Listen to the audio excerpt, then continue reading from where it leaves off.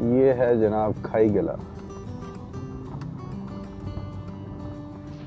अब जो सड़क पे और सड़क के आसपास जो चीज़ें नज़र आ रही थी, व्यूज़ नज़र आ रहे थे, वो तो कमाल के थे ही। और उसी को सोचते हुए ये लग रहा था कि यार जो मैजिकल किस्म का व्यू होगा फ्रॉम द टॉप, जो ड्रोन शॉट्स में चीज़ें नज़र आएंगी वो तो और ही नेक्स्ट लेवल की होंगी। तो आइए देखते हैं हाईगला के ड्रोन शॉट्स।